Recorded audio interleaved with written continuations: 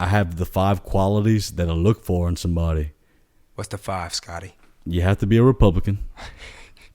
So, You have so to. on these dating apps, when you get to see if they're a liberal or If you have your preferred pronouns on your bio, I'm swiping left. So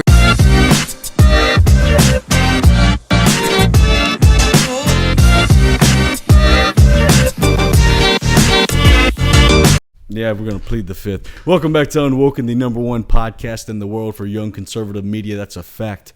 My facts, of course. Here today with Coach Jacob Benoit. thank you for having me. A.K.A. VP. VP Benoit, Davis Benoit 2032. 2030 fucking 2. Started in Destin 2018. Well, so we met back in probably 2007. Oh, a long time ago. So, a little background story. Scotty Tuhati's dad, Jeffrey, coached me for a year, my freshman year. And I remember getting into North Vermilion and the counselor saying, well, we have basketball practice happening tomorrow. Show up. And I showed up. I thought it was going to be like a tryout. No. Just showed up. I was automatically on the team. Bam. Showed up, practice, shot a bunch of free throws. Jeffrey likes to have his cigarette breaks, so we shot a bunch of free throws. Had a game the next day and was in with your dad, and then started from there. I remember you coming to practice a couple times too. Yeah, I think I was a freshman. You graduated what year? 2011. So you're 2 years older than me. Yeah, on a scale of 1 to 10, we're in 11. 2 years older than me. You know, I'll never forget. Dad told me. He said, my sophomore year. He said, son, if you want to transfer to Kaplan, you can. I said, Dad, why would I do that? He goes, I'm telling you right now, you transfer to Kaplan. Come play football over here. Tank will let you play any position you want to. Yeah. He goes, you'll be all state. Tank coached at North Vermilion while I was there for a little bit Yeah. too. He's a hard-nosed awesome coach. He's old school. Old school, in which we need more nowadays. Now times have changed. But Dad goes, man, you come down to 3A, you'll be all state by your sophomore year. Had high hopes. I said, Dad, I can't leave a 5A school. No, for sure. And then you got all your friends and your well, I mean, people it's that like it's the tough level. to leave. Well, it's Yeah. a level like it's a different level of competition. Of course. At that point, it's like you're A sitting lot there. more students to choose from. Well, the district that we started off with, our freshman year. So my freshman year, you don't dress out in varsity. Okay. I went to Como to check them out for a practice last year. See, that's where it's different. 3A, I did freshman, JV, and varsity. I wasn't the best basketball player, but I just understood the game and was a decent player in high school. But start being JV, freshman, JV, and varsity, you don't have that in 5A, really. Oh, no. If I was to play basketball, I got back from Slam and Jam, 7th grade year. Mm-hmm. And I said, Dad, I want to play for Coach Danny. Danny B. And he goes, all right. Good guy, too. Coach Danny, hey, he's a legend in Lafayette. So Coach Danny's a great guy. Dad, me and Dad get back home, and Dad goes, Karen, I'm going to let him go play basketball at STM with Danny. Well, Mom goes, like, fuck you are. I think it would have been a good choice. It wasn't anything to do with Coach Danny. She goes, my son ain't going to a private school. Oh. And then somehow I ended up going to a private school my freshman year of college. Happens. But completely different. I think your dad had the right mindset. Danny is a good guy. Oh, I never played. I never played for my dad as a head coach. I did. I liked your dad for the time being I had with him, even though it was just 1 year. And so that I'll talk about it. Your dad kind of played a role, not a huge role, but he played somewhat of a role in my life in being a teacher and a coach now too. Even after he left and even in college, I remember meeting up with him at high school basketball games, sitting next to him and watching games and talking game and this and that and having another relationship outside of a coach-player situation, just person to person. And your dad was a great role model.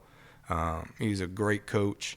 Definitely appreciated him and many others down the line, friends, family, other coaches. But your dad played a role in why I'm a coach now. You know who I went to the Como homecoming game with?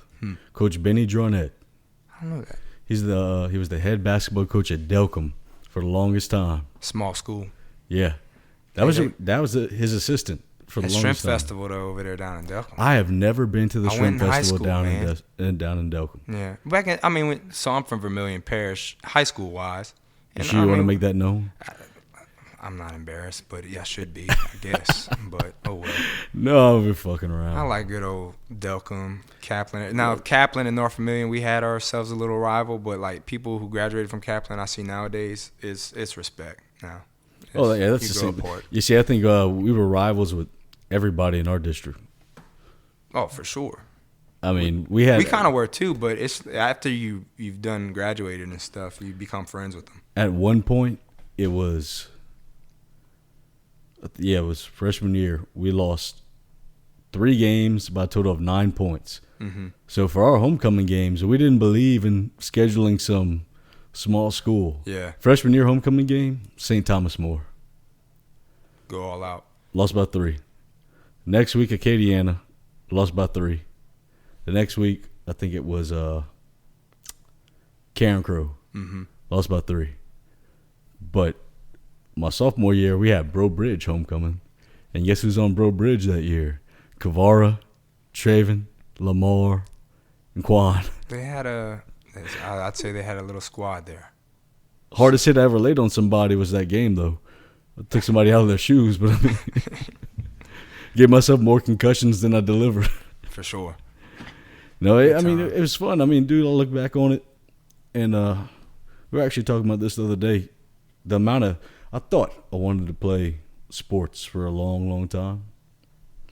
In all reality, I discovered tailgating.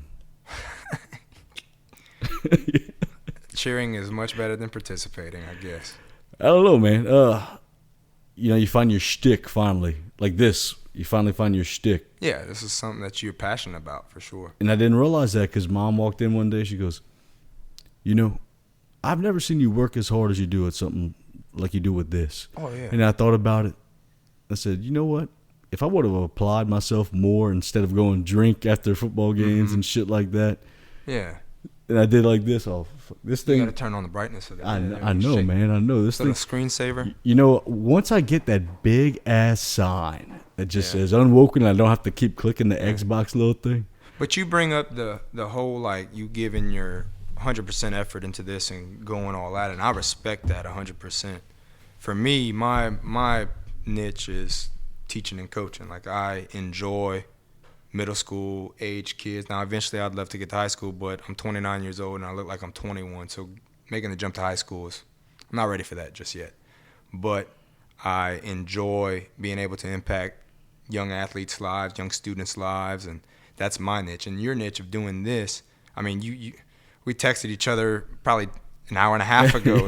This show was not planned. This was me, hey, you want to go have a beer, watch the Cowboys and 49ers game? And no, let's do a podcast. I said, all right, cool, let's do a podcast. I'll come show up and do a podcast with you. Dude, I'm always ready to fucking just light this shit up. Yeah, dude, it's fun. It's for sure. Fun ass time. It's natural. It's here. We know what we want to say and stuff, but like it's a natural conversation. I enjoy it. The funniest thing is, man, so I have people who get very nervous before they're about to do this. And what I do is I start the audio. And they're like, all right, well, you ready to go?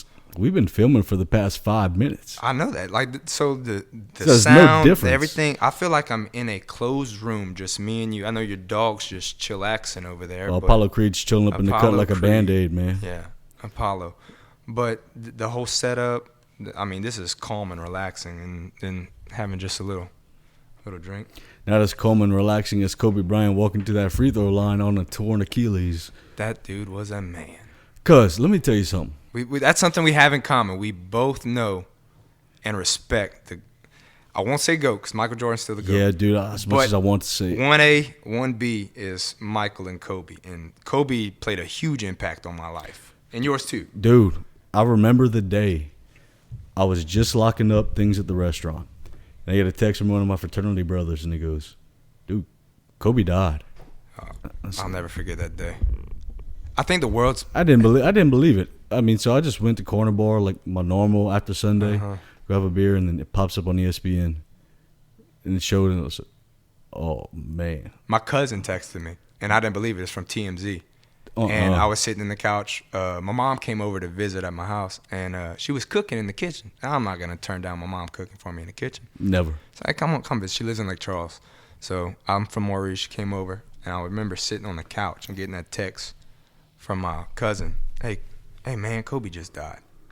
And he sent me the thing from TMZ. And, of course, for the first couple minutes, I don't believe TMZ. Well, lo and behold, it's true. Oh, like, I literally cried. Oh, dude, I put the cash on the counter at Corner Bar, finished my beer. I had to leave.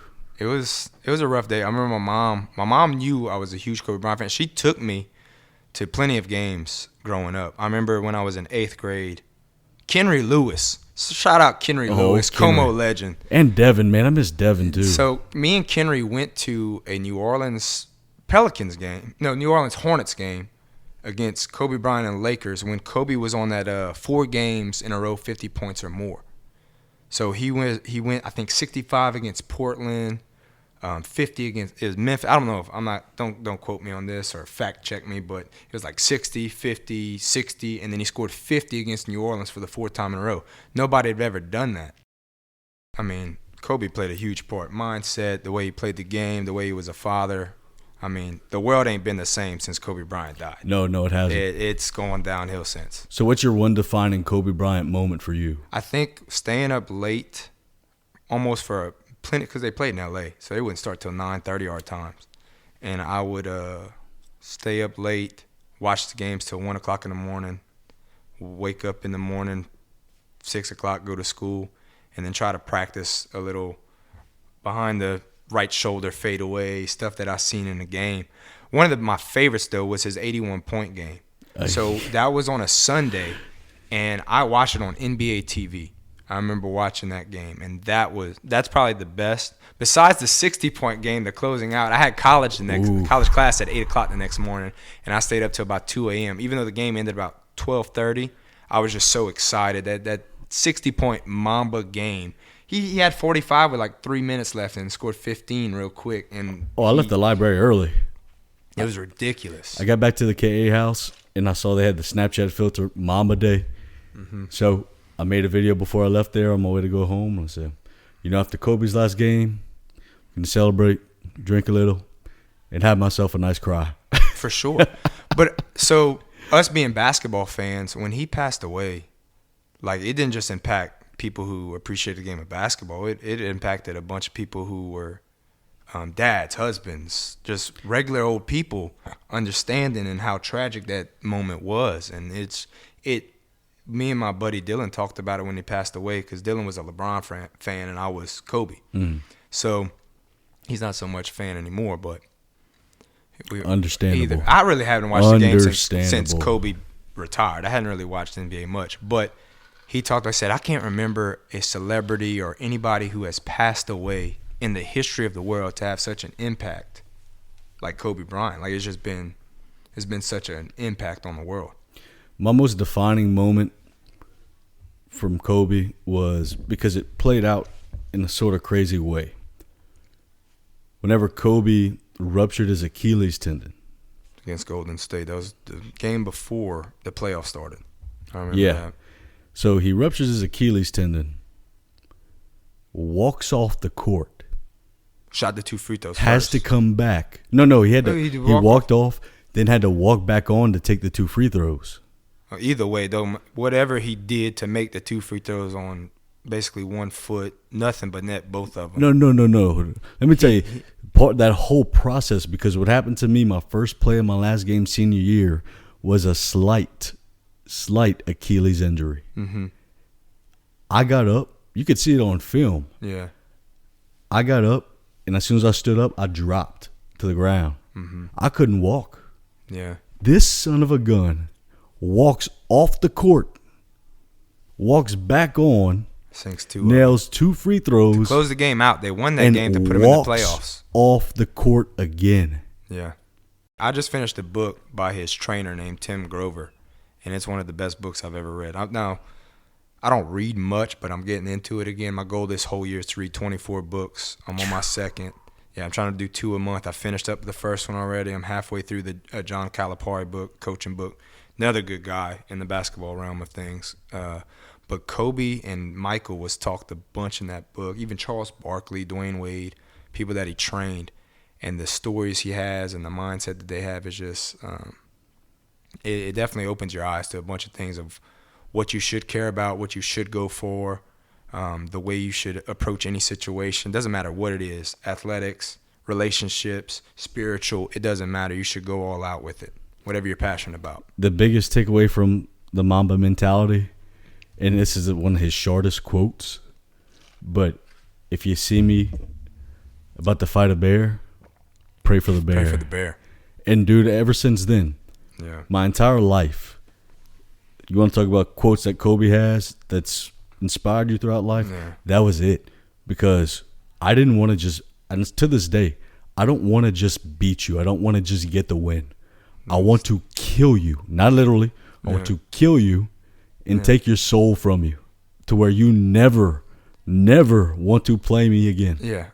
I want to beat you down. Yeah. Another guy that brings up is David Coggins. So I used to be the Navy SEAL. So I used to, I was a cross country runner and I did a lot of running. And even so, when quarantine hit, I got back into it. I had time. Ran a lot. Was eventually going to start. I had to little thing went dim a little bit, but I was training a lot. I was running a lot, and I started to train for the St. Jude Marathon in December. But it became virtual, and we kind of gave up on that. And the month of August, when I started training, me, my cousin, and my buddy of mine were just accountability partners and stuff. And it's amazing, like we would compete with each other. And there were some times where he wasn't expecting for me to put up that amount of mileage, and then that person to put up that amount of mileage, and it would affect us the next day. Like you said, stepping on somebody's throat and ending the job.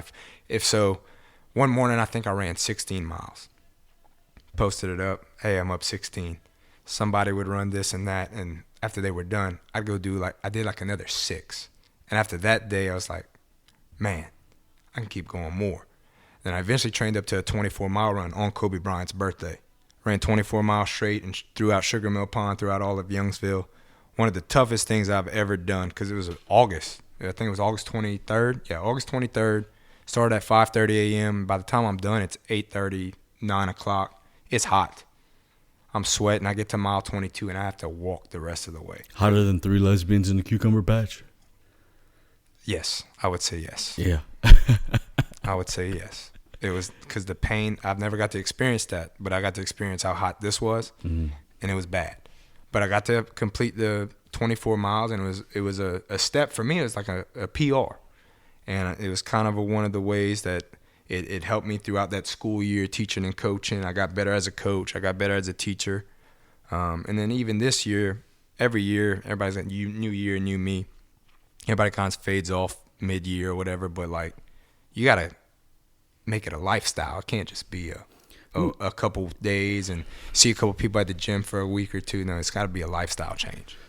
That new year, new me shit. Let me put this into a reference for you. If I saw another one of those pictures, I would have the same feeling as if I heard Antonio Brown say we're here to kumbaya on the Full Send podcast again. I didn't get to watch that podcast. I watched the entire thing. The man said kumbaya. I stopped counting after 30. If I heard the word kumbaya one more time, I'm going to have to watch it. And I follow that Full Send stuff. I like them guys. I was going to take somebody by their calzones and put them on the flagpole. That's a little harsh there, Scotty. I don't know. Would it be harsh, though? I mean, they're going to need their croissants. So a lot of people don't wear their calzones anymore. You wear your calzones? I got them on. I always wear my calzones. Mm-hmm. It's safety features. You don't want it. Yeah, dude. You can't have that. No doubt. I don't know, man. Free balling just ain't a lifestyle. No way, Jose. Not for single guys like us. Single taken, anything with the next subject. I don't want to be talking about balls. We're talking about hooping and stuff, and not balls. Well, no. That brings up a good topic. All right. So we were talking earlier about Me officiating your wedding. Well, when's that? Bless you, my child. Bless you. Yeah, so you're an ordained minister. And I'm a Lord. A Lord. So LordScottaayD. Lord Reverend. Lord Reverend ScottaayD. Yeah, I bought land in Scotland. Dude, so all right, you told me you've done a couple weddings already. I've done 4. I'm doing a 5th one coming up in April. Well, you'll be on like number 25 by the time you get to mine. I mean, Hey, I'll still I'm be trying, married. but I'm still. It's not there right now. I don't think I want to get married anymore, man. Why not? I don't know, man. It's not really. Why? Because it's 50-50 will be a divorce. Oh no! If I'm getting married, dude, I'm getting a. That's just a statistic. I'm telling you right now. I'm gonna be the first person to say we're gonna get a prenup. Okay. I'd be the first person to tell you that. But I don't know, man. I guess what's mine is mine, and what is yours. Yeah, pretty much. Okay. But at the same time, my mom and my sisters have this theory. They're like, "Oh, you just haven't found the right one yet." Yeah, that might be. That whole accurate. Thing about the right one, but it changes over time. You find out what you want and now. What I was 2 years ago and what I was looking for is totally different now. And I've had some dates and some girls that I've seen, and like it's changed my perspective. Like I don't have any bad blood with anybody. No. Yeah. Like I stay friends with a lot of them. Majority of them. Yeah, dude. I have great relationships with all of my exes except for one. Yeah. And that's it. Mm-hmm. But other than that, dude, like I said, and I don't have any ill will towards my ex. I hope. Yeah. I told her before we left. I said, "Well, I hope everything works out. I hope everything goes great for you. I hope you succeed." And I just gotta. But other than that, my whole thing is that I know what I want, what I'm looking for. The thing is, I have the 5 qualities that I look for in somebody. What's the 5, Scotty? You have to be a Republican. So, on these dating apps, when you get to see if they're a liberal or moderate, if you have your preferred pronouns on your bio, I'm swiping left. So you can be a 10, is what you're saying. You can be a 10, but then once you have she, he, her, they, them, bye. You're now a 6. You're getting swiped left. You're 0. Yeah, well, I know that. I know, whatever. Oh, yeah. You're gone. The thing I say is like, so if you're telling me she, he, or whatever it is, you telling me I have to guess? Like you're telling me you look so different. She, he, or whatever. She, her, they, them. If she has he, him, she/her in her bio, that tells me that she wants to call people by their preferred pronouns. Let me tell you something. Yeah. If I'm marrying somebody, that means that I'm gonna eventually have kids with them. I do not want my kids to learn that is normalized. No, I'd rather just call a man. No, I agree. Huge problem. So, me as a teacher, I come across a bunch of different political stances, people from different economical statuses. It's just so I'm very open-minded. I'll say this: Scotty's definitely more far on the right than I am, but I'm still on the right. I'll agree. You agree?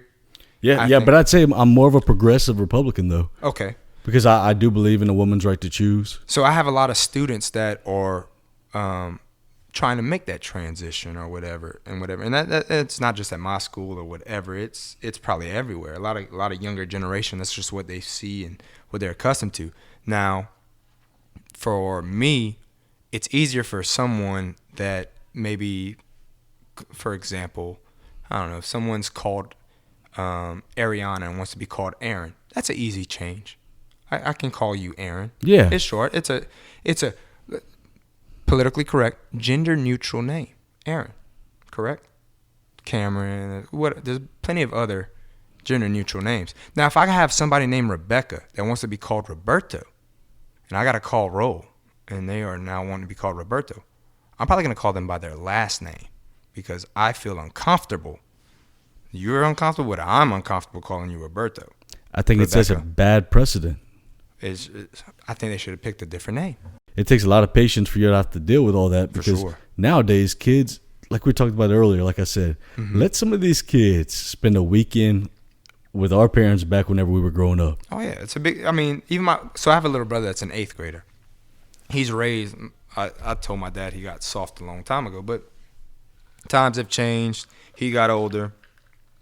So, like, I don't know his point of view, but I'm sure me and him can agree, and even my cousins will probably agree. He raised me way differently than Connor, for sure. But Connor's still a great boy, but he's raised differently than what I was, in my opinion. In some aspects, I still think he has a great future and great things, but there's some things I think he could do better at. Well, and I think that's one of the main reasons I started this was because I saw the direction of things. And you know what? If at the end of the day, like the pronouns thing, that's really a big reason. Because we laugh about it, but I'm serious, man. It's huge nowadays. If I see on Bumble or Tinder a girl says she/her on her bio that tells me all I need to know about you, and you ask me my top 5 qualities. Number 1 is a Republican. Okay. Number 2, you definitely have to be attractive. I think it's it's sad to say, but you have to be attracted. No, that's to the person. a given. You have to be attracted to the person. Yes. You have to. But there is more than that, because you can be physically attracted, and there's nothing there after that. Then it's nothing. That's where the Republican/conservative values come in. Yeah. Hygiene. For sure. Well, so problem with that with me, ever since COVID, I can't smell if you smell bad or whatever. Like, I'm sorry if you're a future woman that goes on a date with me. Please smell good for the other people in the bar or restaurant. But for me, I'm not going to. It's a blessing in the teaching and coaching aspect. I can't smell the kids. It's great. But, yeah, so go on. Hygiene is a good one. Yeah, I'm sorry I had to interrupt, but that's just me. Dude, you're good. Hey, hygiene's number 1. I go to the barbershop once a week. I know, and I'm a 2 or 3 week kind of space it out, but I know you are consistently on that Crispy Friday trend. Crispy Friday, baby. Crispy Fridays. And hey, I'm getting my haircut tomorrow. 3 showers. I need it. I'm 3 showers. 3 showers a day. 3. Yeah. Now, so I've learned this: don't wash your hair too much. No. I don't do that. Condition that a little bit. I wash my hair about once or twice a week. So that's way less than me. I'm on a 3 or 4. It's not healthy for you. It's not healthy. I know that. The girls flip out. So another thing. So we're on 3 qualities. We're on 3. Talk about this real quick. Yeah. We're on 3. So my complexion or whatever. I know everybody's with the whole conditioning, and I'll wash my hair too much, and I literally wash my face with shampoo. Sometimes when I'm feeling a little lazy, a little 50%, 70% isopropyl alcohol. Just clean it up. And I remember dating a couple girls and even friends and stuff, like whatever, like, how do you have that? Like, it's just a blessing, but like, you do what you got to do. Yeah. But hygiene is really important. I mean, dude, I'd say I'd probably put hygiene. Oh, dude, it's hard to, it's probably number 2. So you got Republican. Well, no, I'd put hygiene before Republican. So they can be Democrat before. They could be independent. So they could be independent. They could be the best smelling, cleanest person in the world, and they are moderate. Moderate's fine. Okay. Depends on what your stances are on the pronoun thing too, though. If you believe kids should be allowed to go to drag queen story time. Because, dude, I went I went on a date the other night. My buddy texted me. He goes, "So how'd your date go?" Well, the date was going great, but about 45 minutes in, she said, "Yeah, so I listened to one of your podcasts. So what's the big deal with not calling people by their preferred pronouns? Like, why won't you do it?" And I said, I don't believe in it. She goes, "But really, what's the big deal about it?" I said, "You sure you want to talk politics?" I think you should only have the pronouns I think you are. So I bought one more round, and I ended the date. Yeah. What did she want to be called? Oh, my bad. No, not her. I shouldn't say. Not her. No. She was asking me why I wouldn't call somebody by their preferred pronouns. But she was going by she and her? Yeah. Oh, that's cool. But she didn't have it in her Tinder bio. Oh, well, that's good. But she was just asking. She was saying, I'll call people by the preferred pronouns. And I said, you know what? Because I don't have the time, nor do I want to have the time to learn. I don't have the time. If you look like a guy, I'm going to call you, "What's up, man?" Yeah. Look like a girl and say, "How you doing, ma'am?" Yeah, I don't want to have to guess. I'm not guessing, nor do I have the fucking time to learn your pronouns. I could give 2 fucks about that. I really could. To be honest with you, that's the straight up answer. I can give two fucks about your pronouns and how it affects you. If it hurts your feelings, if I don't call you by it. Fuck off. Now, if you want to exit out of the show, go ahead. If you want to be called a different name or whatever that's easy for me to translate or transition to, I'll do that. So what were we on? We got hygiene, Republican. Then we had attractiveness. Mm-hmm. That's a key one. Oh, you have to have a good relationship with your family. Oh, I knew where that was going. No doubt. That's one of mine too. That's probably top of mind. I think. Speaking of family, I think shout out to all the dads out there, but in my belief, father figures are one of the key components of any family life. I think that is a big... Single moms out there, y'all do a great job too, awesome. But having that dad in the family, in the home is huge. I like single moms. Dude, single moms, I feel for them. It's tough for them to date. It's tough to date them because some of them don't want kids, and then I want kids, and they don't want any more. So I've had my struggle. So I started accepting, like, seeing into single moms and becoming a stepdad like 2 years ago. Yeah. And there's a couple single moms that I've taken out on dates and done that, and it's tough. Oh, I have it is to, tough. man. Hey, if the right one comes along and I'm a stepdad, perfectly fine. But I want one of my own. I want a junior or a girl. You know what? Honestly, I know most men want to have a boy. I really want a girl. I have 6 godchildren, 5 of them are girls. I've done my time. So you want a boy if you had one. I want all boys. You want all boys. So if I even want kids anymore, yeah. Though. So I want my own kids eventually. Because in order for me to have kids, that means I have to get married. Of course. Well, you don't have to. But I would like to, and then I would like to be married. Of my own. Yes. Before I have kids. Yes, because I'm gonna have my former students are gonna be future babysitters and stuff. Because I trust some of them kids to be babysitters in the future. So I got the babysitters lined up. I'm ready to be a family man. You ready? Happens. Oh yeah. Even though I still look like I'm fresh out of college or in college right now. Dude, you look younger than me. Oh, there's no doubt. I don't age, man. Like I don't so if you pulled up a picture 10 years ago, you and Donk both. Don't listen. No, Donk's really good. Donk looks young as hell too. Yeah, but then I got a bunch of friends that I graduated high school with. They look like they're approaching 40. And August looks young. August is good. Yeah, August is 31. August is 31. Mm-hmm. He's ripped too. All right, so let's talk about August a little bit. That dude, August, Ducey's Lawn Care and Landscape, sponsored on this show real quick. Give them a shout out. Usually quick. I don't do free advertisements, which it does bring me up to a point that today's show is brought to you by The Bulldog, 109 General Mouton Avenue. Folks, crawfish season is here. Like I said before, we are going to be doing a show out there sometime next week or the week after that. We'll get the prices down to you. Oh, I'm telling you, Merrick's doing it well out there, and that crawfish is fire. It is fire. So I know you bring up August, and so I am blessed to have a good circle of friends, family, like everything. Like I talked about your dad being a minor role of my life. Friends, family, all that plays a part of your life. My circle of friends, and like people don't really. I mean, like we don't talk every single day, but when we do, we respect each other and we talk like bros. When we do talk, and we pick up right where we left off. Exactly. So people that I talk through day in and day out, I am blessed to have them in my life. It's loyalty, though. Loyalty. Whether it's my cousins, my friends August, Dillon, Joe, Dame. Family don't mean blood. Blood don't mean family. No, absolutely not. So August, I'll give him a story. August has changed a lot over our friendship, and he has impacted my life tremendously. Even Dillon too. Dillon's a great guy, but August, I mean, he is a business owner, and he's on top of his stuff, and it motivates me to do better as well.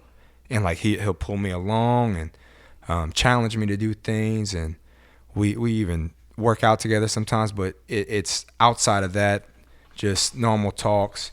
What you're doing with your life, I support. What I'm doing in my life is what I support. Even though he has no idea what I do as a coach and teacher, and I have no idea what he does with lawn care and landscape. I have no idea, but we have a great friendship together, and I appreciate August, even Dillon, all them people.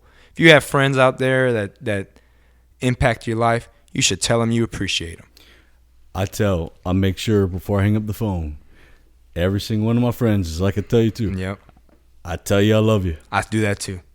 And I'm you calling better my say it mama back. tonight when I get what we got. Oh, What time is it right now? I call my mom every single night, bro. Dude, so Mama don't answer every single night. That's the problem. I called 3 times this week and it was busy.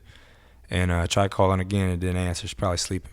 But my dad's mom is probably one of the closest people. She has I'll say this. She's been in a positive mood every minute I've been with her. The only person ever that I've been around that has never been negative in every single moment. And that has kind of like poured into me, and I try to go visit her every single second I get. It's tough with the COVID situation. She's in an assisted living home now, and she actually loves it. She loves her friends and there, but she's played a big part in my life as well as my granddad who passed away 4 or 5 years ago, and it's definitely one of those things that if you got family, friends, tell them you appreciate them too. Well, let's jump into that then. Let's go to mindsets. Okay. All right. So you said you've been reading books lately, and you brought up David. The David Coggins. Yes. David Coggins. I'm gonna get on his book. He's probably so I've lined up my first 5 books. He's gonna be the fourth or 5th book that I read. I gotta let you borrow John Wooden's book. Yeah, you're right. And so I appreciate that too. You gave me a couple of your dad's books and stuff too, and I appreciate that. I kind of cried a little bit when you gave me those things, because I remember seeing those books right by my locker in this little, right by the TV where we would watch film, and they were in a shelf. Yeah, I remember some of those. Oh, dude, like I said, that whole box, the ones that he had drawn up, are cemented into the KA house forever. For sure. But the mindsets thing, man, because you bring up Dad. Well, 5 years ago, it's going to be coming up on 6 years. Yeah, and when I heard the news, I still remember I was upstairs still living at my dad's house when your dad passed away. Texted Damien, who I played basketball with, is a close friend of mine, and said, "Man, that's just tragic." Like, yeah, dude, such a good guy. It's definitely one of the, and I hate to say it's something that's built me to who I am now, but it definitely going through that. Because I was in a horrible spot, dude. And not a lot of people knew that. We talked about it. Me and Cotton, the first time we did a show together, we talked about it. And that comes into the mindset part. Because I was in a bad spot, dude, for about 3 or 4 years. Yeah. Bad spot. After he passed away. Yeah. Oh yeah. You let all that stuff build up, dude. Like you put on that front. You let everything build up. Yeah. But men typically do that. Dude, yeah, we do. Tough. We typically do. But at the end of the day, it takes a hard look in the mirror once you see yourself looking dead inside, like on the outside and inside. Yeah. You feel like you're faking and it's not the real you. Well, it's not. You look at yourself in the mirror and it's not the real you because you just let yourself, kind of go.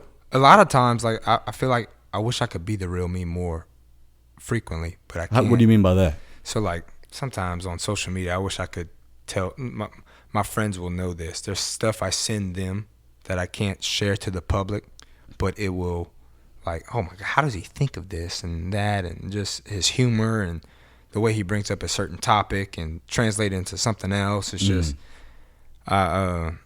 it's one of those things like, man, I'm held back a little bit, but I still love my job and everything, but I just can't say everything that comes to mind. Well, you see, you're in a position job-wise that doesn't allow you to do that. No, I don't. Yeah. You see, if you were in a position like me to where people who know me, especially my family, I know we know you on a personal level. 8 to 4, Monday through Friday.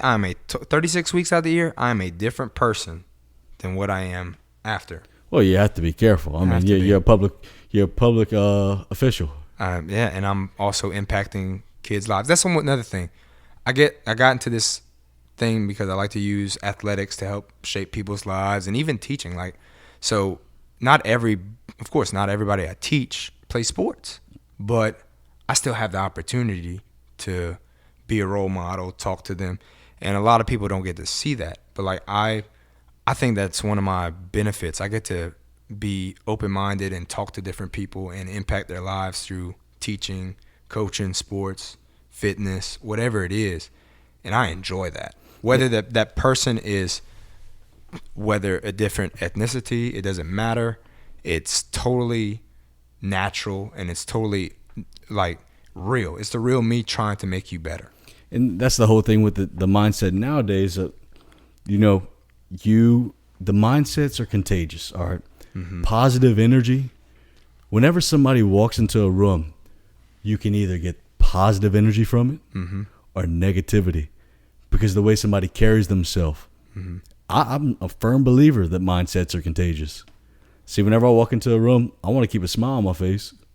I had a conversation with that tree out there for about an hour and a half. What did the tree tell you? It was getting kind of cold. Somebody go put a blanket. That wind was kicking, Pop. That wind was kicking. And I love the cold weather. The only thing I don't like about the wind is it messes up my hair sometimes. Well, yeah. I mean, you just got your hair cut on Friday. I did. Yeah, so I got to watch out for the wind sometimes. But other than that, man, the number one thing that I find now, so I wake up in the morning, the first thing I do before I hit my little vape or take a sip of water is I say my prayers. Because every day, and here's the mindset. The ultimate mindset, I watched this video, man, 17 minutes long, how to train your brain.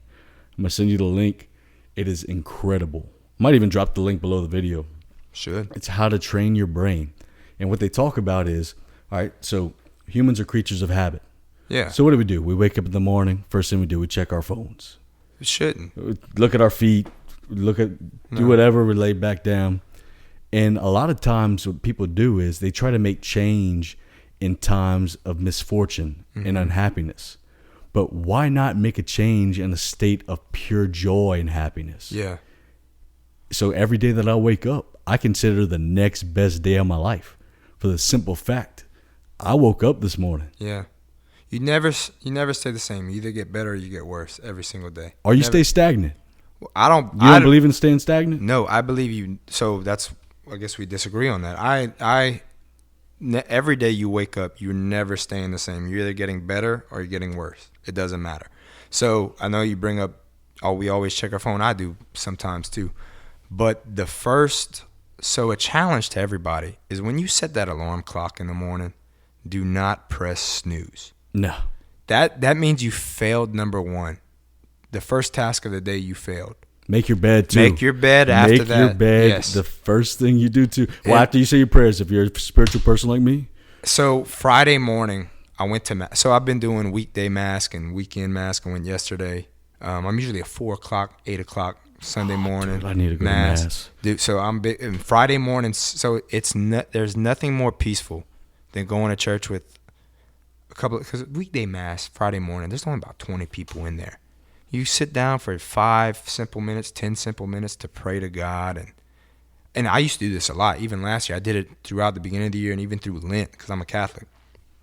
And I stopped. And I just started going back this year. It's like one of my goals. I told August, speaking of August, he's like, hey, what's your goals this year? I was like, I don't have any goals. He's like, write them down. So I wrote down goals. I said, I want to attend weekday and weekend Mass. I want to read 24 books this year. I want to work out 10 hours a week. I want to get closer to family and friends, spend more time with them. I want to impact a life a year, impacting a life a year in my thing, I probably impact more than one life per year. But I know for sure each year, this is my 5th year, I've impacted at least one life each year. Whether I do it 25, 30 years, that's 25, 30 lives I get to impact. Now, I probably impacted a lot more, but I know which kids specifically.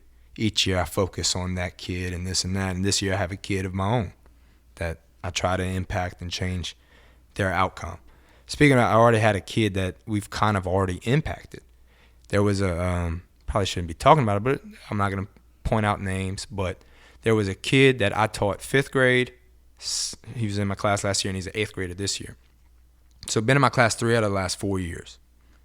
He was a football player. Did not come out for basketball, was a great athlete, has potential to become a good kid. Me and the other coach said, we're going to put a personal tryout for you because we want you a part of this team. Did enough, got on the team, thank God. Because there was a situation that happened. If he wasn't on the basketball team, he would have been caught up in with his old partners. And pretty much he'd be at a different school right now. If he was, in my opinion, he wouldn't be. And I think he knows this too. We had this one-on-one conversation. It's like, if you weren't part of this team, would you have done what so-and-so did? It's like, oh yeah, no doubt. That's the power of coaches, though. For sure. So, like, knowing that and within half the year, I've already impacted the one person that I know. Like, he's still on the team, and he's like a little brother to me. And plenty of others are like little brothers to me, but that's an example of one of the things that we as coaches, we see potential that they don't see. I think you can probably think of coaches that probably believed in you or believed in somebody else that, man, because they gave me an opportunity, I was able to succeed at something that I didn't think was possible. I think, and so even later on in life for me, I got the opportunity to be a manager with Bob Moreland and Gary Broadhead at UL. And I thought I wanted to be a college basketball coach. I'm glad I got to see that, but I understand the sacrifice and the time that they give. College coaching is ridiculous. Like, it's a job. I remember being a manager, and I was like, man, this is a job. I know I'm getting a scholarship and getting money, but, like, this is a job. And all the stuff that they do throughout the year, I'm blessed that I got to realize, like, I do love coaching, but I also love family time, and I love living in Lafayette, Louisiana. I don't want to have to, like, travel to Colorado one year, then Iowa one year, then be from state to state. Then I lose contact with the people I truly care about. And that was something I learned throughout college, being a part of that basketball team. Coaches have one of the biggest impacts there are. For sure. I mean, hell, dude, I can't tell you the amount of letters and people that tell me stories about Dad all the time. And whenever I think about coaches that have impacted me, I think back to my Pee Wee football coaches. Oh, yes. I mean, the younger you are, the more impact you have. And Coach Gunner. Mm-hmm. Coach Gunner and Coach Campbell and Coach LeBlanc. Yeah. Then I had a coach in middle school, Coach Bonblanc. A lot of these coaches, I can almost name every single one of them. Yeah. But I still think to this day, like, because you went to Youngsville, right? Yeah. Bonblanc was such a laid-back guy. Hey, ain't no, baby. Ain't no. It never. Dude, that was the craziest thing. And I hate to say it, dude, but we were 27-4 in basketball. Mm-hmm. Then we were 8-0 in football. Mm-hmm. We beat Scott 56-8 in the Parish Championship game, and that was the same kids that won state at Acadiana. Yeah.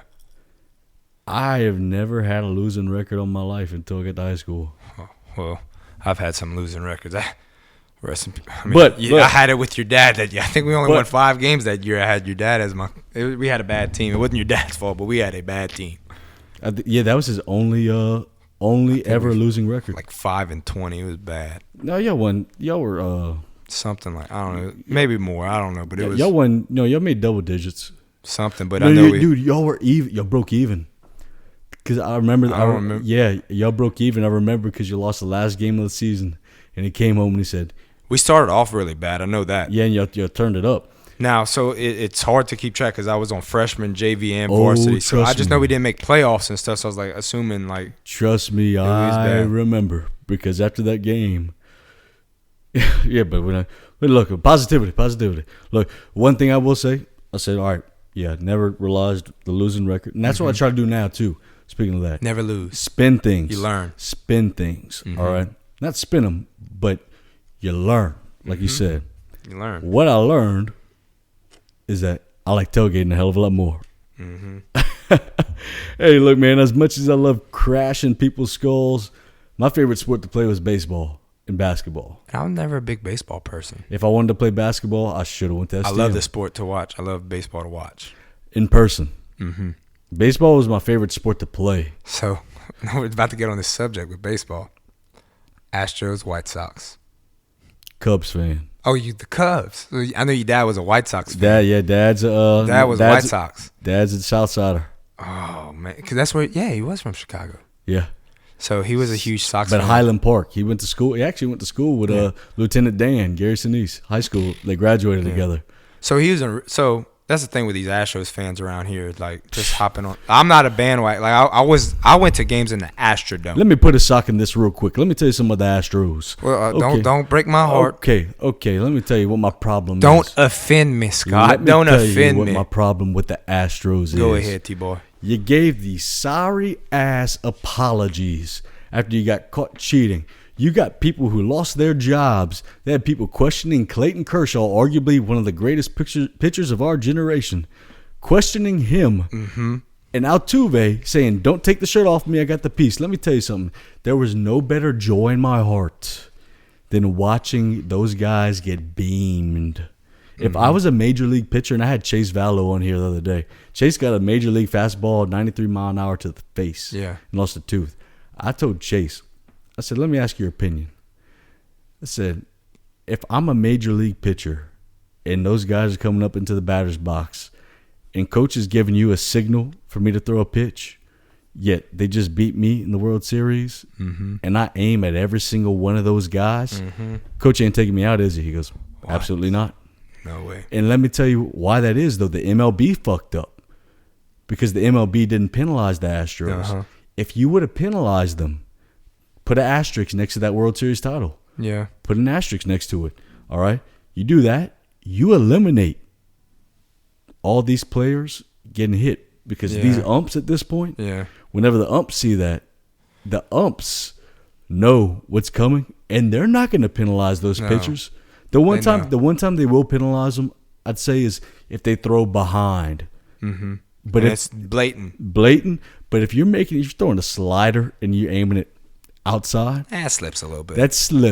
Hey man, I pitch slow pitch softball, and it gets out of hand every now and then. I'm strictly saying right now, dude, if I'm one of those MLB pitchers, I had no sympathy for Altuve getting beamed. Yeah. I had no sympathy for There was betting on who would get beamed first, and Vegas was putting out parlays on them kids. But also the other problem I had with it, if they would have came out and say, look, we apologize. Because, look, you can steal signs in baseball.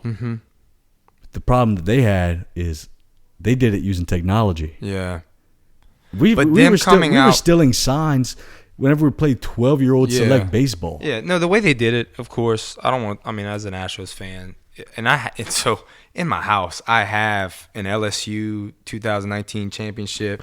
I know, hey, roll Tide, what happened the other night? I mean, it's a lot better than you beat the Georgia Bulldogs. Is all right, Rack 'em Willie. You're going to feel the Bulldog bite. Hey, it's still better than losing to Kansas State by 3 touchdowns. Oh, hang on. I know. Hey, look.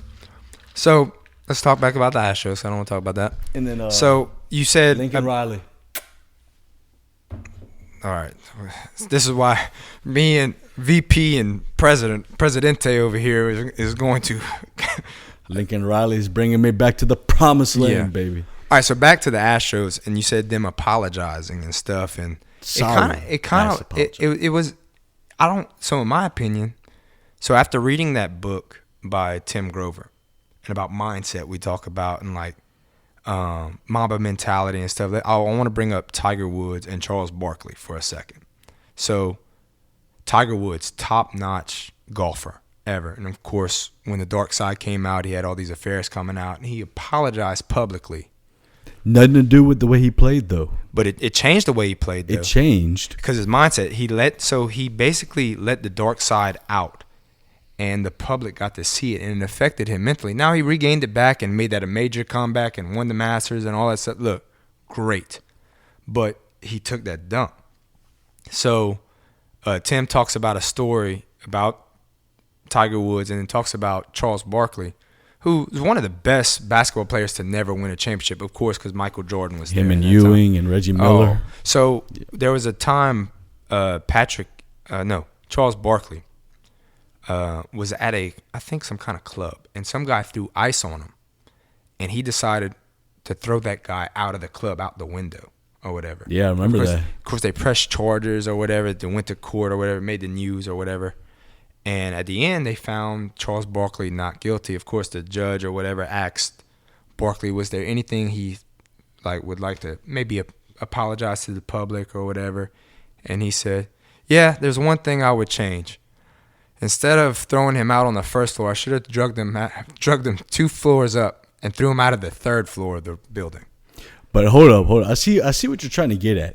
But I'm going to counter you because that's not the same analogy here. But but Charles never took a dip is what I'm saying. Charles stayed motivated, and Tiger took that dip, and luckily he made one of the greatest sports comebacks in history. But we're taking something that happened outside of the game. Mm-hmm. On both instances. Yeah. We're taking 2 things that happened outside of the actual game itself, comparing it to something that guys use technology to cheat their way to a World Series. And no telling the year before that. I don't think they should have apologized for it. Like, just take your law. Don't say, all right, we cheated. Just basically say, hey, look, we cheated. Oh, well. I think apologizing, in my opinion, they were already guilty. They're already guilty, so they already made it worse. All right, say, look, all right, we cheated. Put that. I apologize to the sport of baseball. I apologize to Aaron Judge for Altuve stealing MVP from him. Whatever it is, but I don't. All right, let's play ball. It wouldn't have mattered. We're already getting people mad at us anyway. Let's go on to the next season. Scratch what we did in the past. Don't cheat. Fire the GM. Fire the manager. Whatever. Play ball. We almost had it this year again, but came up short. But did those guys from the other teams? Did those guys from the other teams though get their jobs back? We don't know.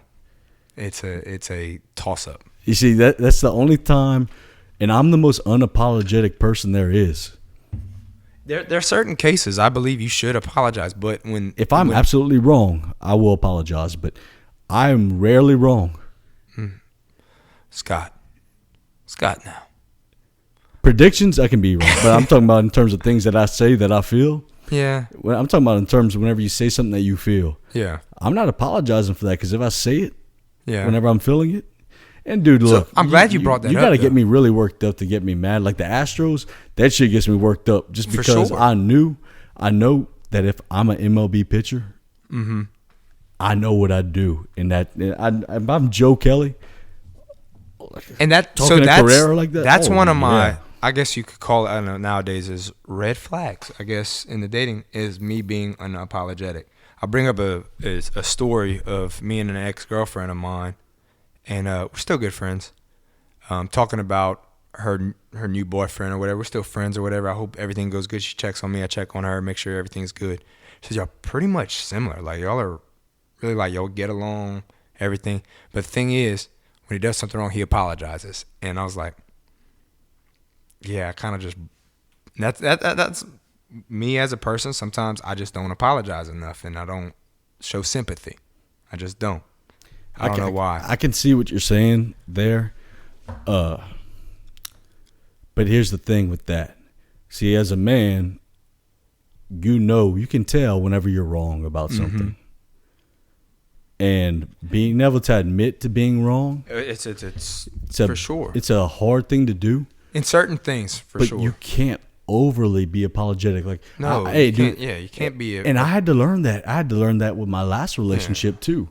And look, I'm not one. I will never say anything ill or rude or mean about my exes because the way I look at it, I look at more of the positive compared to the bad times. Because, hey, look, every relationship is an opportunity for growth. For sure. Oh, you don't.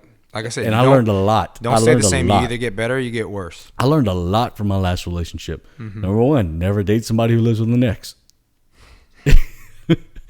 That's number one. But other than that, I learned. I mean, we dated for a long time. I don't think that's on my red flag list, but I guess I should take note of that. You should definitely put as a red flag if they live with their ex, don't do it. But like I said, I learned a lot. You know, we dated for a long time. Pretty much practically lived together for a good while. You know, I learned a lot about what I'm able to, boundaries. Boundaries is the main thing I learned. Communication. Communication is something that I had to work on. I definitely realized that because, hey, to end a relationship takes two people. Should be mutual. Two people. Two people are the reason why a relationship ends. And my communication was off. I didn't communicate certain things in the right way. Well, yeah. See, I didn't communicate. I was very passive aggressive to where, I didn't let it be known. At first, I thought I could handle it. about the living with the ex thing. I thought I could handle that. Yeah. But that's a very hard thing to kind of to bring up in a situation like, hey man, can you move out? Well, no, you can't ask them. You can't ask somebody to end a lease like that with somebody. Yeah. So you, in all reality, just don't jump into a relationship. Yeah. In all reality, say, look, we had more fun just whenever we were hanging out. Another thing you should do, you meet a person and you know it's not going to go anywhere just now. Still add each other through social media or whatever. Get to know each other indirectly. Yeah, dude, absolutely. That's a great thing, I think. And be honest. Like the one showing your true character. Piece of advice I can give somebody is one of the main questions I get asked on Tinder or Bumble whenever we get into a deep conversation. So, what are you looking for? And I'm honest about it. So, right now I'm just dating and having a good time. If somebody catches my attention that I find that's worth my time and I value, then maybe become more. But right now I'm not looking. I'm dating. Yeah, so me being blunt, I got that question asked, what are you looking for? I was honestly looking for a coffee cup, but they were all in the dishwasher. And I said, I'm looking for a coffee cup for some coffee right now. How's your morning going? And she did. She ghosted me. She turned into a Casper real quick. What are you looking? Straight up, I was looking. That might be all time. I woke up. That might be all time greatest answers to that question ever. I got that question. What are you looking for? And I was like, I'm looking for a coffee cup. Unfortunately, they're all in the dishwasher. How's your morning going? Dude, bam. I think we could go on and on and on. Don't get me wrong. I've said some stupid things and stuff, and my family's, if they're watching, they're like, yep. He does say a lot of stupid stuff, but it's funny. It's funny. It'll get if you think about it, like how did he think of that fast? I'll tell you though. I'll tell you something funny. You know what the number one thing was for me to be able to get over with is the bodily functions talk. Wait, you had a bodily functions talk? Tell me about that. No, it's so how do I put this delicately? Don't let them rip in front of me until at least I'll let one rip in front of you first. So that goes back to me not being able to smell with COVID. So, like, if I'm going to rip, you're only going to be able to smell it. I can't smell it. Dude, I won't do that in front of a girl I'm dating. Me neither, but if... Bullshit. I have no idea if she lets out a silent killer and I'm not going to be able to smell it and be like, oh, I got pink eye for some reason in the morning. Like, goodness gracious. No, but I'm serious, man. Everybody has one thing that turns them off. That just so... Because... My sister in there, my older sister, never have let one rip in front of me. Never have. No. That's a female thing, man. I guess the males are just different. No, dude, I won't let them rip in front of a girl I'm dating. So you never do that? I will not. If I do it in front, here's the thing. If I become comfortable enough with you, with a girl to where I do that, that means you're going to K. That means that you're opening up You're opening up the floodgates. Yep. And here's one thing. Dude, here's another thing I don't get. And I got to ask you, what's your opinion on this? One of my buddies was telling me the other day how his wife was taking a shower, and he goes in there and drops a deuce. Mm-hmm. Oh, no. I've never been in that situation, but I think it's perfectly fine. No, boy, that's delicate time. I mean, so most houses have like a door where you can close and have the throne to yourself. Yeah, but still, man, they're in that vicinity. Oh, well, so at my house specifically, I literally have my own vent, door closed, the big bathtub, the shower, and everything's like outside of that door. So if somebody was taking a shower in the bath, I can go in that door, close it, turn on the light and vent, and handle my business. And they wouldn't be bothered. In that case, I say, bombs away. Now, I'm talking about people who don't have that door. You better call HGTV and get you a little door, comme ça. Get you a little door. That's your solution. Get you a little door. Hey, look, like I said, though, some people... If you ain't got a door. Hey, another thing, them girls on Pinterest, man, they going to come up with some ideas to do something to that bathroom. They'll have some creative ideas. Hey, let's do this this nice painting right here. Oh, but that's included in hygiene. Yeah. That's included in the hygiene. Whenever I say hygiene for the 5 qualities. So you don't want to have the bathroom shared with you in No.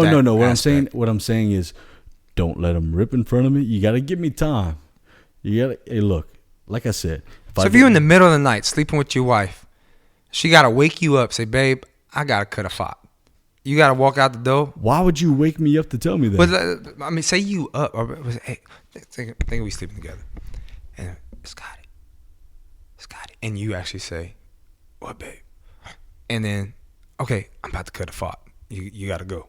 Like, but if you don't answer, I mean, Scotty. Hey, Scotty.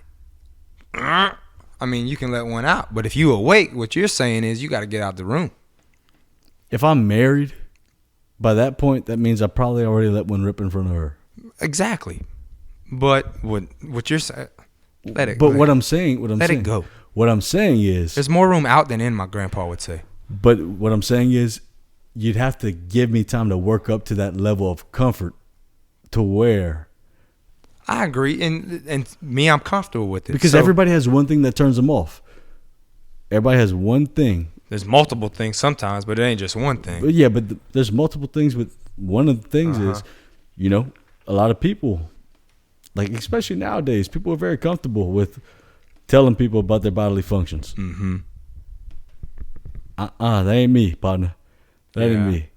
But, I don't need to know the time. See, I like my woman to act like a lady. Yeah, of course. Yes, you want a respectful lady, for sure. I agree. That's how I look at things. Now, if I'm married and, we're in our own house, let it go. I wouldn't say let it go. I still would. Dude, I still don't think if I was married, I'd be doing that freely. Now, if it's one of those days and it just keep coming out every freaking 5 seconds or something like that. I'll burp now. Yeah. Burping's different. I mean, upstairs, downstairs, whatever it comes out of, there's more room out than in. There's 2 things my grandpa taught me. He said there's more room out. He used to cut farts and stuff in front of me when I was a little kid. I used to that granddaddy. Whoa, granddaddy. What are you doing? Oh, stop it. And granddaddy, there's more room out than in. And he'd cut a fart. Then he also would say, don't ruin $100 buzz on a $3 plate lunch. That stuck with me too. When you want to have a good time or whatever, you know how people are like, oh, well, I need to eat so I can drink more and stuff like that. Nah. Drink. And then eat. And once you eat, you're done. Capiche. Don't ruin a $100 buzz on a $3 plate lunch. And what that means is basically when you, of course, the whole talk is when you eat, you got to drink more to get where you're trying to go, in my opinion. When you eat something, you're going to either sober up and it's going to ruin the level that you're at. So don't eat. Once I eat, if I start drinking, once I take a bite of food and I start eating, I'm usually done. I am not drinking anymore. Let me put it to you this way. If she's a 10 and we're on a first date and she farts in front of me, she goes down to a 4. Okay, yeah. So the $100 buzz I don't think I've ever is had ruined by the $4 plate lunch. I don't think, first dates you should hold it in. Yes, for sure. I agree on that. But once you're comfortable with each other, I don't think after a certain amount of time you should be able to let it out. What's your time frame, you think? Man, I don't know. Everybody's different. Everybody's going to feel comfortable with the person. So it might take months. It might take years. It might take a couple weeks before you're comfortable with somebody. I don't know. It just depends. It takes quality time. That's my love language. It's quality time. That's my number one. And I thought it was something else for the longest, but I realized quality time is my love language. Mine's acts of service. So somebody doing something for physical touch. Yeah, and I thought that was the only one I had, but of course, men, that's important. But now, I mean, it is important, but it's not what. I mean, you gotta get to know somebody and spend quality time. That's why I bring up single moms. It's tough. Like they got kids. It's tough to spend that quality time to get to know them. Everybody wants it now, and stuff. Like, no, it's gonna take some time. And I've been impatient plenty of times, and I've had other people who've been impatient. It's just. You live and learn, for sure. Yeah, it's life. That's life. Mm-hmm. Well, hell, man. How long we been on this thing? About an hour 12. Jesus, that's longer than a mass right there. I do need to go to mass. Dude, come to a weekday mass with me. Where you go? St. Joseph's in Milton, 6:30 Friday mornings. I go to St. Anne. Dude. I know where you're at. You're in Youngsville. I'm in Maurice. But St. Joe's, who's the priest over there now? William Shambo. Shambo. Yeah. Bigger guy. What day you go to mass? Preacher. So it's usually Saturday at 4 or 8 o'clock Sunday morning on the weekend. I'd rather go to the one with less people because I need to go to confession, and we might need to get there 2 hours early. Well, and pack a lunch. And I might need to pay the priest like a therapist because that's going to be a long confession. Bring a sleeping bag. Nah, I wouldn't bring a sleeping bag. I might bring him lunch, though. Oh, he'll appreciate that. William Shambo, he'll appreciate lunch. Father, does this forgive me? Forgive me. Oh, I got you. Let's go eat. C'est bon. Say bon. Say no more. Say 3 Hail Marys and an Our Father. Let's go, T-boy. So what time you go on weekdays? Weekdays, Friday. So I like ending the week, 6:30 in the morning. It only lasts about 20, 25 minutes. Yeah, I know. Yeah. But the main thing is it's the first 5 minutes, 10 minutes before to like say your prayers, then give. I'm more in the giving thanks mode. Like I don't have situations right now where I'm praying, oh, I hope this goes this way and that. No, I'm in the, hey, thanks for yesterday, God. Like, thanks for this situation. Thanks for this. Thanks for that. Like, it's showing gratitude and thanks makes you happy. Mm-hmm. When you're gratitude and thankful for stuff, it makes you happy. And it has mainly how I live my life now. I'm always I show gratitude towards somebody almost every day. Absolutely, man. You have to. Mm-hmm. A simple thank you for the smallest thing Mm-hmm. goes a mile. Yeah. I had a girl I dated who sent me Venmo for some donuts one morning. Don't date her anymore. She just got engaged. God bless. But, man, I was like, man, this is pretty awesome. Like, hey, thanks for looking out. Acts of service, man. Acts of service. I realized acts of service was higher on my list than I thought it was. It is, dude. It was a major turn on. It's like the smallest thing. The smallest thing. Yeah, because I'm usually the one buying stuff. Well, it could be like a ride, like me needing a ride to go get my car at Corner Bar. Mm-hmm. To go bring me to go do that. Yeah. And I think it's the biggest damn thing. Yeah. But hey, before we give too much of our secrets away without women having to take us on a first date first, ladies and gentlemen, this has been an awesome episode. It's been it's fun as shit, ain't it? Man, I'm going to have to come back on in a couple of months. You have to make you a reoccurring guest, man. For sure. I'll come back. Like, this is definitely, we went probably about 30 minutes longer than we expected to. Well, let me ask you this. Are you better at Madden than you are NBA? So, like I told you, I gave up after quarantine, that March, April, I played a little bit. But, no, I'm better at 2K than Madden. I'm not good at Madden at all. I'll give you 2 out of 3. All right, let's do it. On 2K.